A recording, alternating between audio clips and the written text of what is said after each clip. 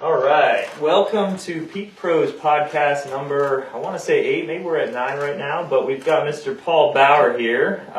He's one of the premier manual physical therapists here on the shoreline, and he has a lot of accolades, but one of them is the functional biomechanics certification out of the Gray Institute, and then orthopedic clinical certification or specialization, and several others. So I'm going to leave it to Paul and let him introduce himself a little bit further, and then we're going to get started and chat a little bit. So welcome. Thank you. I appreciate the opportunity to be here and talk. I always love talking shop, so yeah. This would be a fun time, I think, to do that. And, absolutely. I appreciate the introduction, and when I started my career in PT, there were a lot of subspecialties that you could go into, like manual therapy or the McKenzie model, and each one had its own series of courses, and there wasn't really an evidence-based best practice yet. It was all these splinter tracks that you could go along. And right.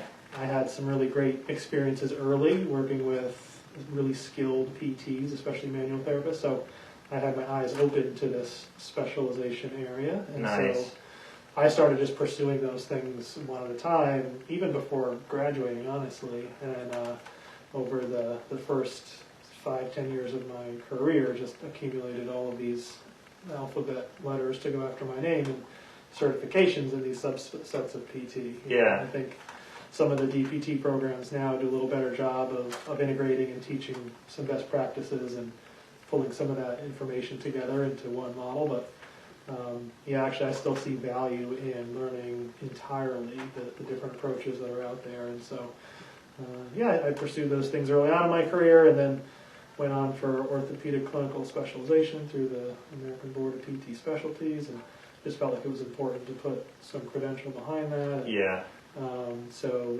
that's where I started off my career into all of that Con Ed focus, and really did as much as I could to gain those knowledge bases and gain those skill sets. Yeah, it's so fun. I mean, I've got a list right now. I'm like, all right, I want to go PRI. I got to finish the dry needling, make sure that's, lock that in. And there's, the Baral Institute. There's just so much out there. And I'm excited. One of the things I've always loved about PT was that there's a million avenues you can go, and that's even before you just specialize in manual therapy. I mean, you could decide one day I'm going to be a neurologist, work in neuro, or you can be afforded the potential to do home care if you wanted to do that. Go live in Jackson Hole, Wyoming for a while. So.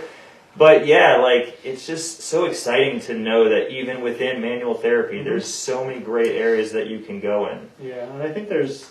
It's probably a good parallel to just medicine and medical knowledge development, where you have a pulmonologist, you have a cardiologist, you have an orthopedist, you have an infectious disease specialist, and these guys all have such tremendous knowledge in their area, but there are other areas of medicine that they don't do every day. Right. Up their knowledge base and skills, and I think PT is getting there too, in that we have so much depth of knowledge in different areas that we all will find ourselves specializing in different areas of physical therapy with the knowledge bases that are out there. And then as a result, bring to our patient populations different skill sets. Just like the medical community brings different skill sets to their patients. And I think PT is probably going to wind up in a similar situation where you can't, as a PT, know everything that's out there about all different types of PT. Right.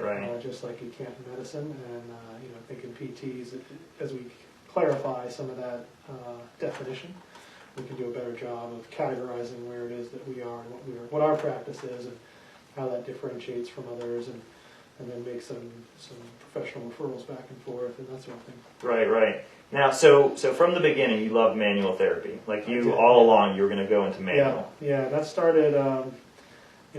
I started getting interested in PT in high school, and I was volunteering in a clinic right in high school. And I knew it was a career for me. I wanted to do something in medicine.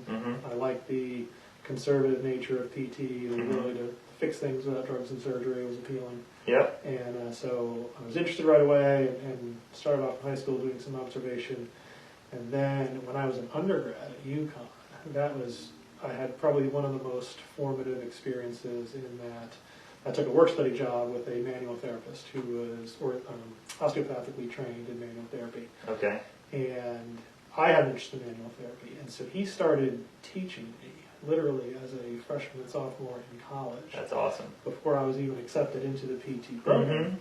Facet joint biomechanics and joint dysfunction, hypertonicity, and first observationally and kind of informatively, and then in a hands-on way, look at this, feel this, what do you see, what do you feel? And that's what you need. And then that's what makes you a good clinician. Right through undergrad, had that experience with him, and he taught me just an enormous amount, but really opened my eyes to that advanced practice manual therapy model.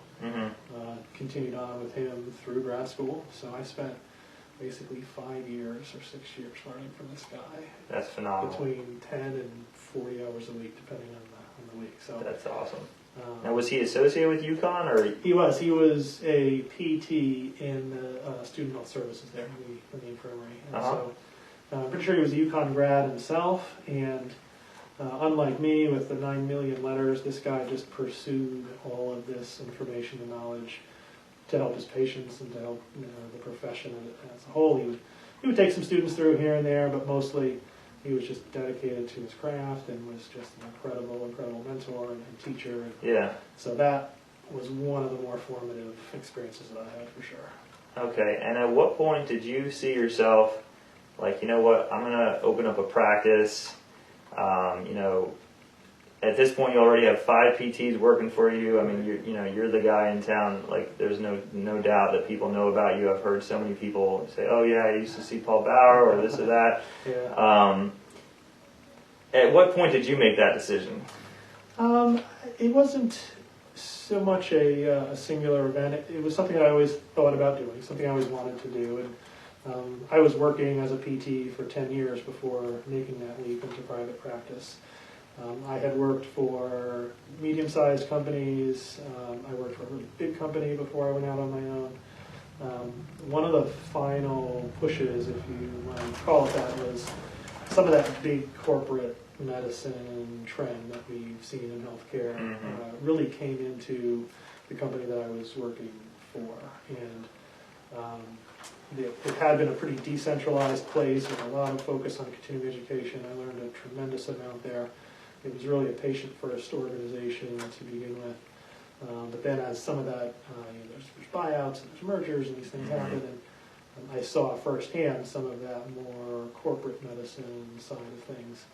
And knew that really a patient-focused private practice could have a role in treating patients, and could probably do it effectively and efficiently from a finance standpoint without such overhead.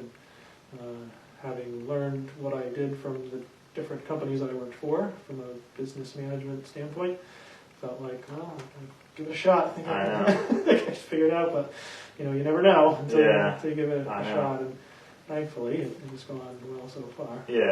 Even despite COVID.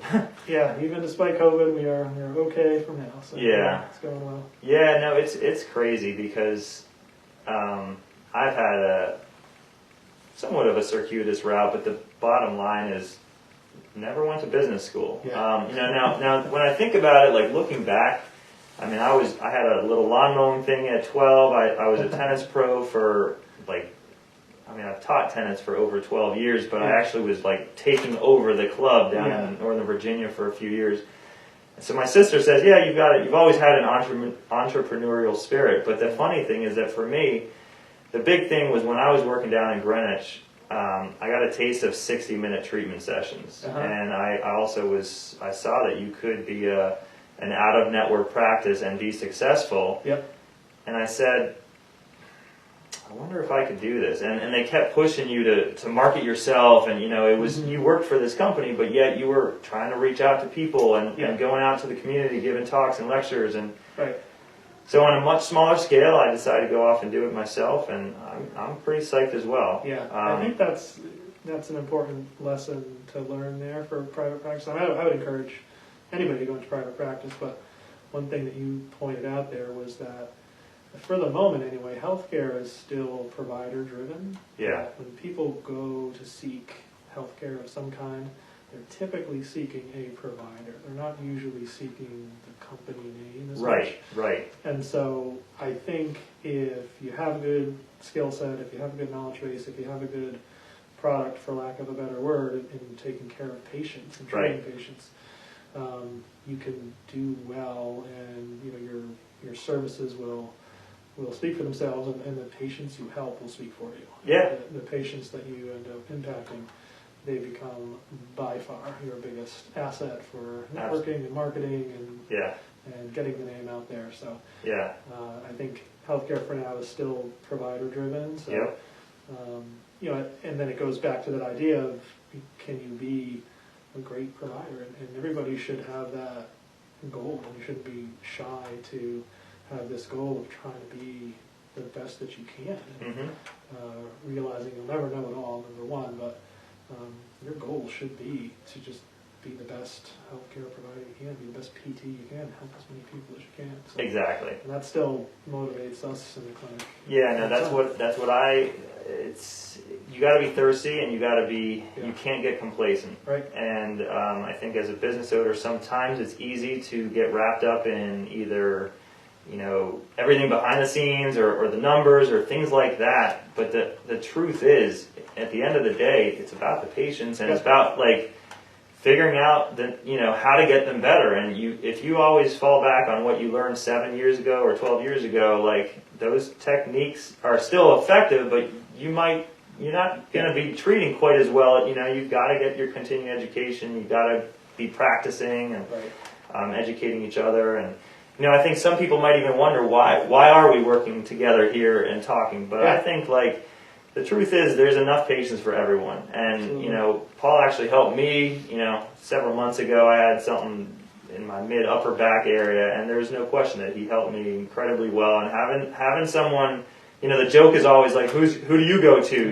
Who does a good PT go to? Right. And Paul is lucky enough to have a few guys right there who might help him in his own clinic. I don't have anybody here, so there's plenty of patients, but you need to surround yourself with good providers. Right. And collaboration like this across companies is essential, and it should be done. There's no reason why it shouldn't be done. Like you said, unfortunately, there are plenty of patients for everybody. I know. There are people who have injuries and illness and disease that need treatment. So, and like I said earlier, you can't be an expert in everything, and you're going to serve your patients better if you say, I can do this, and this for you, but I think you would benefit from this other treatment. I'm going to send you over here for a few visits. Check back with me in a month. Let me know how you're doing. Exactly. That's the way PT care should be delivered. I think we should be, and we are, moving away from that prescriptive PT model where your PT is an episode of 6 visits or 8 visits. You go, you're discharged, you're done. Right. I think patients are starting to learn that, just like they have a primary care doctor, they have an eye doctor, they have a dentist, they have a PT. They should have people in there. They need their team. Stable of healthcare providers that they go see for the right conditions. And we fit into that medical model very well. That's our role. And we take care of those neuromusculoskeletal issues that come up. And in that regard, then, if you have a relationship with the PT, and the PT says, well, you can try this guy for a month, and he does this, and this, come back, check with me after that. Are you better? Great. Let's see you next time something goes wrong. And you just have to establish those relationships with patients and treat them over the lifespan, and not over just that particular injury. Yeah, no, I absolutely agree. So moving, we talked about a little bit of the education base. I know you had mentioned the residency program that you guys are starting up at your place. Talk a little bit more about what you guys are doing over there. So because of that specialization and that need for advanced training and advanced skill sets, early on it became apparent to me that, and myself included, when you graduate from PT school, you get your doctorate, you start practicing, you really still only know a fraction of the clinical knowledge that you should know. And so you need to develop at that point. And a lot of PTs will pursue continuing education to do that. We felt that there should be some structure to that. The APTA has talked about residency and fellowship in PT, again, paralleling that medical model. I think it's a great idea. And so we right away started an internal residency program where I put together a series of courses that I thought all new PTs needed to have. It included manual therapy certification, included some McKenzie courses, included biomechanics courses, and then it was supplemented by training that I would do with the therapist in the clinic. That was a 2-year residency that we would do with all of our new hires. And so it set a framework where, as a new PT, your job is to learn, your job is to treat patients, but really those are hand-in-hand scenarios. It's not just to churn out numbers and drive up profits. Your job as a new PT is to learn and to take care of patients. So we put a residency program in place in our clinic right away, and we tweaked it with each new resident we brought through. These were new hires who we brought in to go through the program. They've all stayed with us at this point. But to put even more formality to it, we recently partnered with Sacred Heart University. They have an orthopedic residency program that they run for their postdoctoral students right there on campus. But their model and ours blend together well because they can provide the academic classes the residents to take. They can provide an opportunity for the residents to teach in the PT program, the DPT program. And then we provide the clinical experience to train them clinically and mentor and provide additional education with a hands-on experience in the clinic. That's awesome. So it's now a combined program. We still have our internal model. We have one resident doing that now. She's a year 1 resident in our internal residency program. We have a year 2 senior resident from the Sacred Heart program with us now. And that's something that I'm interested in continuing further. And we're putting together our own curriculum now to submit to the APTA to be a certified residency program on our own. And our residents are helping us write that curriculum now and go through that. So super cool. Yeah, it's a great growth. So how do you find time for all this? You got 4 kids. You're treating. I don't know how many hours do you work in the clinic treating? Still treat about 40 hours. Yeah. It's I try to schedule. I put it in the books as 36 or something, but it always grows to 40. Yeah, quick. My back is out. I still don't know what that means, but it means they need to get on your schedule today or tomorrow. I was like, yeah, I can see you. Yeah. It really comes down to, I guess, time management and prioritization. Number 1 still is the family, the kids. Yep. I have 4 kids, and I go to the school plays, and I coach the basketball team, and I do those things. And that's awesome. Would not give that up for the world. And we hang out on the weekends, and we watch movies, and we do the family thing first and foremost. Yeah. But the kids go to bed, and apparently I don't need too much sleep, so I can do some. I was going to say sleep management is the other part to it all. Yeah, that part of it sometimes suffers, but yeah, I have a good staff actually. The people who work with me for me in the office there, I am really lucky there. We have a great group, not only of PTs but my front office staff. So yeah, they help a lot in, I would say, just running the office smoothly. Everybody knows what needs to be done. Everybody chips in. Everybody pitches in. So building a team, I think, is essential because if you're, I read somewhere that if your staff needs motivation and if they need to be driven to perform, then you have the wrong staff. Right. You need people in there who they know what needs to be done. They're self-motivated. They're self-starters. They want to get the job done, and we are so fortunate in that regard that as we keep growing and adding staff, we keep pulling in the right people, and we get lucky there because there's no way I could do those things without them. As well as a extremely supportive wife. No, it's all a team. I mean, it's a team here, it's a team there. It's working together, and it's a balance. Which sometimes I feel the balance comes here, but then you got to make sure that it at some point comes here too. You do, and everything arises in that priority scale. There's things with the kids that come up that it's going to take over for now, and then there's things in the business that come up, and you got to put some time into that. And there's things with patient care that come up. Right. You get those emails on the weekend, and you get phone calls and texts about things that come up with patient care, and somebody's kid just hurt their back, and what do they do? And that's part of being a PT. We have a responsibility to our patients and our community, and it's not a 9 to 5. It's as it needs to be when patients need us. Yeah. Well, I think that's part of what makes you successful too, because unfortunately, there are a lot of PTs who it's like, you know, they're looking at their clock and they're the last patient. They're like, all right, I got to get out of here. And it doesn't, you know, or you get those PTs who are like, I'm not going to the Con Ed course if it's on the weekend. Right. You know, I only go if it's during the week. You know, so I always say there's 40,000 PTs in the country, but there's not all of them are great, and that's the same for every profession. Sure. But the truth is, that's also, I think, part of the reason that I've been able to be successful is that sometimes there's not great PTs down the road. Yeah. Now, in this, obviously, in your case, that you are a great PT, and I've experienced that. But there's also, if you don't have to be a Ruth Chris if there's just McDonald's everywhere around. Yeah. And so people care that you're trying your best, you're trying to help them.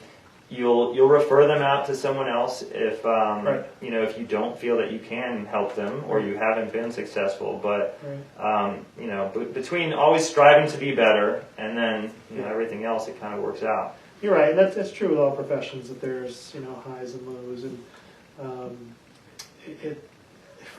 in my early career in different places that I worked, you see that too. You know, you see those people, those therapists that you're describing.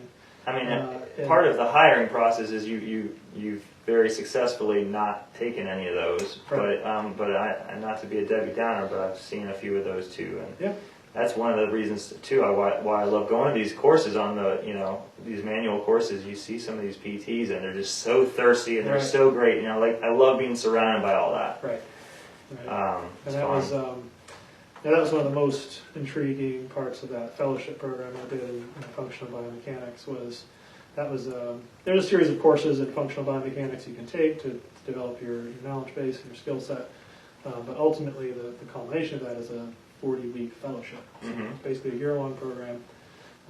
So if you're going to commit to this, you're committing. There's weekly work to be done and work to submit and papers to write and articles to read, and then there's visits to Michigan to do the hands-on training. I was just going to say, are they out of Michigan? Yeah, they're out of Michigan, and you do a bulk of the work online, as a lot of learning is these days.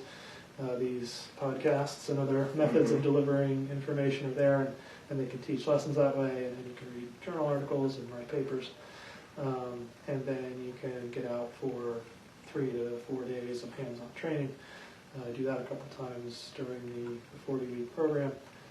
But like you said, you get into an environment like that, and as far as a collection of PTs, that group was the most amazing and inspiring and empowering group that you could be around.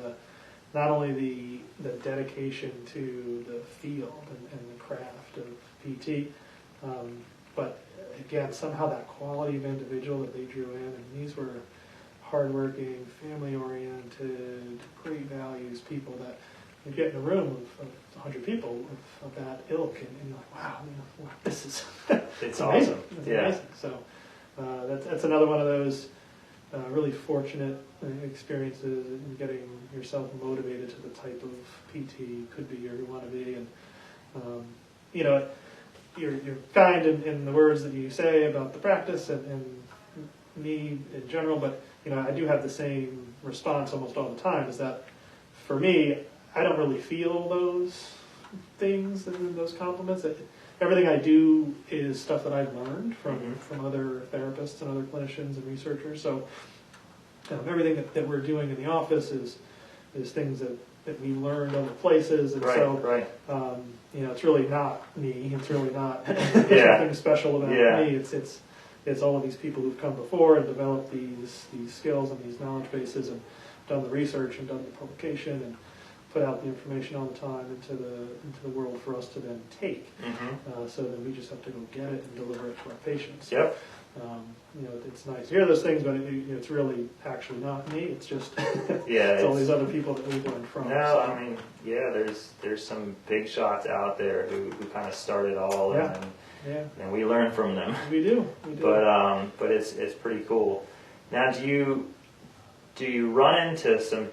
Despite the knowledge you have, you still gotta have those patients sometimes where you're like, man, absolutely, what am I doing wrong here? Yep. Or first of all, is there I guess it's not a part of the body that you run into, but what types of people do you, and who do you go to, when you get that? Well, it's, I am lucky that like you said, that I have other therapists in my practice who have learned from me and then gone beyond. They've gone out and gained their own knowledge in addition. So I do have therapists in the office that I can rely on to ask questions or take another look, because you get blinded, you get into expected patterns based on patient presentations, and so sometimes you need a fresh look there. But I still have, even outside of the practice, my first boss employer was another great PT, especially in the manual therapy realm. He has a private practice up in Rocky Hill, not too far away, and he's someone that I can always go to and talk to. And being in private practice, we have similar sessions like this where we'll get together and have a beer and talk about patient issues and new treatment approaches, new techniques that we're learning, business issues, and managing a practice. So you need people like that for sure. And I'm lucky that this guy hired me years and years ago and also taught me a lot when I was working for him.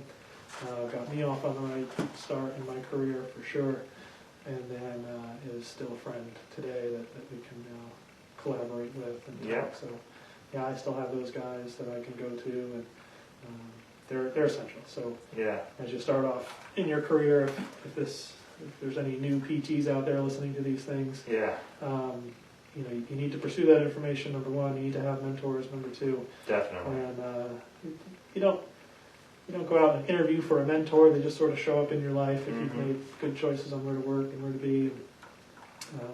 It sort of develops over time, and you realize this is somebody I'd really like to keep in touch with and learn from. And they just kind of come into your life, and you're very blessed and fortunate to have them when they do. Yeah, and I think building off of that a little bit, you got to put yourself in situations sometimes where you are going to be around those people. So you can't just attend webinars or listen to podcasts. Like, that stuff helps you, and it helps create more connections. But when you went to the Gray Institute, or I have my functional manual therapy from the Institute of Physical Art, and that's out of Steamboat, Colorado. That's where I had that experience where I was just constantly surrounded by these thirsty clinicians. And it's 10:15 on a Thursday night after treating all day, and then being in a class from 5 p.m. till 10. And they're still staying after practicing techniques and asking the professors questions. I'm like, guys, don't you want to go to bed? We start tomorrow at 8. Right. It's still like, we still got Friday, Saturday, Sunday. But that's where when you're around those types of people, then you have a better chance at finding those mentors. And that's, I've been given some great advice from some of those types of, I would say I've got 4 or 5 people that I still, turn to, whether if it's an IT thing, if it's a business thing, if it's a manual skill set thing, if it's, a runners. I work with a lot of runners, and I still have a couple people who I shoot an email to or whatever. But and you have one mouth and 2 ears for a reason. So listening to people and hearing people, and not always just dominating conversation when you're out at a cocktail at the APTA conference or something, but actually listening to people sometimes goes a long way. Yeah, and you're right. You learn a lot from listening, and I learn a lot from listening to my patients, listening to other PTs, listening to other medical providers, reading other medical providers' notes. You see how people look at a patient and look at healthcare. The listening and the learning can't be overestimated, but you have to put yourself in a position to be around people that can influence you in the right way. And I had a student of mine who would have been a great fit in our company, moved to California, and was a new grad. He was talking to me about his first job and what should he look for. And so we described all the things that you would look for in his first job, and that education focus, number one, and the mentorship that you need as a new grad. And this guy was as smart as they come. He was a great PT, he was a new grad, but a really smart guy, a really good student, and was for sure going to be an excellent therapist. Yeah. And so he took a job at a place in California, said all the right things, sounded great, and I emailed him 3 months later, check in on him, see how it was going, and he left that job after 2 weeks. Woo! And first of all, I complimented him on that decision. It takes a lot of guts to Oh, leave a job yeah. after 2 weeks. Oh, yeah. But it turned out, the environment that he was stepping into wasn't what he was looking for. It was Yeah. very cutthroat, high productivity, Yeah. bonus-driven, stealing each other's patience kind of model, and it was really not a great fit for him. And he recognized it right away and Right. left. Which Yeah. I don't know too many people that would do that. Right. So he went on to find a great fit. after Yeah. that. And he's been there ever since. And he's a leader there now, and found mentors and found good people to be around. So sometimes it takes a little guts to be around the right people and a little bit of commitment and drive. But Yeah. it's for sure worth it. You got to do it. We talk about intuition in the IPA a little bit, and kind of following your intuition as a clinician, and that's one of those types of things where, if it smells fishy, even though it felt right at one point, obviously he took the job, but you show up for a couple days and you're like, do it, follow your gut. And a lot of times it's right. And there's no time that's more important than as a new PT. Right. As a new PT, there's nothing that can set you off on the right foot or wrong foot more than that first job, first experience. So Yeah. gotta get in the right spot. All right, let's play a quick game here. Sure. Favorite movie? Oh man. We can go I last. actually just had to do this for my project for my son, and Nice. we came up with "It's a Wonderful Life." Oh, that's a good one. Yeah. Favorite beer? I like a good brown ale. I used to Alright. like Newcastle Brown Ale was a good one, and this beer out of Vermont, Wolliver's Brown Ale was a good one. So I love Vermont makes some good brews. Yeah. We went to Burlington about a year ago. We also went to Portland, Maine recently. That was our more recent one, but there's some nice breweries up that direction. yeah, I have not had Wolliver's though, I don't think. yeah, that's a good one. That's a good one. Favorite part of the body to treat, although that's questionable because patients ask me that all the time. Yeah. It's really not. I don't really have a favorite, but there's definitely certain areas that sometimes. It would generally probably be spine. Yeah, exactly, Are 'cause that's- probably the big one. We see a lot of it. Number one, Yep. it's complicated. Number two, you can have a tremendous impact on somebody's life by helping them with chronic spine problem. And for me and my biomechanical focus, everything ties into the spine. It comes out of the spine, and foot disorders and knee disorder, they all feed into spine troubles. And so the connections there that you can make mechanically can have a big impact on somebody. Yeah. What was I gonna say? I had a couple more wound up. Oh, favorite sport to attend in person, which is perfect for this time of year during COVID, where practically no one's attending anything. It's baseball, without question. Yeah, Have you been to? Who's your team? The Mets, New York Okay. Mets. They got some promise right now. They do. They got a nice new owner, so we're excited about that. Everyone- But, a Mets fan is a good exercise and punishment. Tell me good. about it. I'm a DC sports fan, so we've Yeah. had a good couple Hey, it's all right. years here, Yeah. but boy, did we go for a drought before that. Yeah. Favorite sport on television? I Is it guess still baseball? it's probably still the same. I Yeah. love the pace of it and the art of it. And, Yeah. it's an old school game. I like that. I'm gonna have to cut myself off for a second and say you've mentioned art and craft twice now, and I love it because PT is an art or it is a craft. It's not, even though osteopaths have rules. Yeah. Sometimes rules are meant to be broken. It's not always.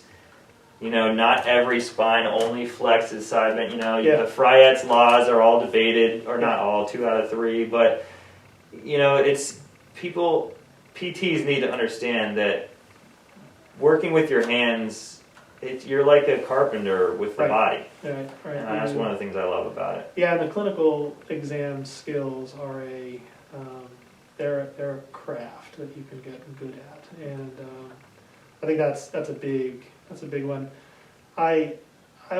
I'm a big science guy. I think there's a lot of science behind what we do, and I hate to see us move away from the hard science of what we do. However, you're right. There's a craft to it that you have to learn, and a skill set that you have to keep up. And I had an experience early on where I had a really good orthopedic surgeon I used to work with, who wanted to come in and observe my physical exams with patients.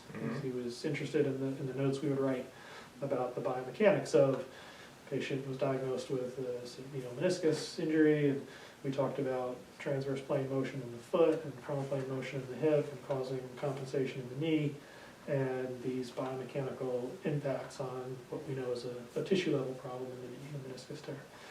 So, we worked together for years, and he had read a bunch of these reports, and he wanted to come in and see some of this. And I said, sure, that'd be great. So he came in one afternoon, and we worked together seeing a bunch of patients and doing some clinical exam and physical exam, and not only the tissue level diagnosis at the knee and finding that focal tissue impairment, but also the biomechanical impacts of these different things. And we had a great conversation afterward about some of the medical loss of some of those skills with the high reliance on imaging and blood work and these kinds of things, and sort of that difference between the physician and the surgeon. Sometimes the physician is that thinker guy who kind of puts all the pieces together. Right. And then the technical surgeon who looks at the imaging and makes a decision about a very technical approach that they're going to take. And he was fascinated by some of that skill set that you're talking about, that craft that you're talking about, being able to interpret information. Because take the special tests for the shoulder, you learn them all as individual tests, right? And each one points to one thing, right? But when a patient comes in with shoulder pain, one of them may hurt the most, but 2 or 3 others also hurt. And right. So you have to put together what that means. Does that mean they have 4 things in there, or is the nature of the test such that while it may strain one tissue primarily, it strains others secondary and tertiary? And then you do second and tertiary tests, and what does that tell you? Right? And so there's a lot of that algorithmic in and out kind of assimilation of data. And that's the thing we do with the residents a lot, is we bring patients in, and the best patients are the ones for the residents who don't fit the profile perfectly. Right, exactly. And there's a little bit of this, a little bit of that, and it kind of looks like a facet joint dysfunction, it kind of looks like a disc derangement, and some of the history isn't exactly what you would expect, and some of the special tests could be either, and you have to make a decision. And so that's back to that kind of art side of it, where there might be a solid science underpinning, and there might be a solid test that you're looking for to get some information. But in the end, you have to really interpret and listen to your patient and apply some of that softer skill to get to a good diagnosis and good treatment. Yeah, no, absolutely. Cool, man.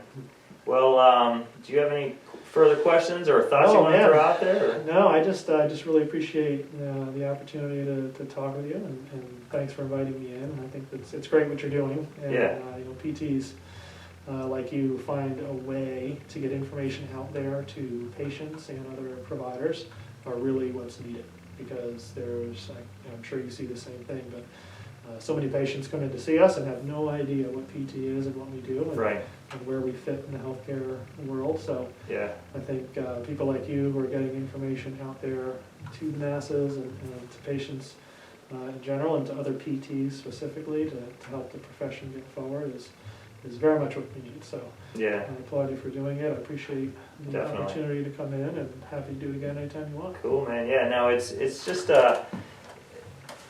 as we talked about, I love this field, and I think, I guess in some ways I feel like I want to pay it forward a little bit, because there was a time a few years ago where I was really listening to tons of podcasts and listening to different people who have gotten to the next level and been there, done that, whether it's from a business standpoint or from a clinical standpoint. But you have to be thirsty to learn, and it kind of goes in different directions. But it's a pleasure to talk with you, and it's great having people down the road, or Absolutely. 5 minutes away that you trust, and that you've heard from other people, but you've experienced firsthand, and you just that's what we need, because unfortunately there's some good, there's some bad, but you want to surround yourself with the great ones, and that's why I'm excited to have you here. And so it's been awesome chatting, and we'll keep working through it. Absolutely. All right, Thanks cheers. a lot. Cheers. And next episode coming up soon.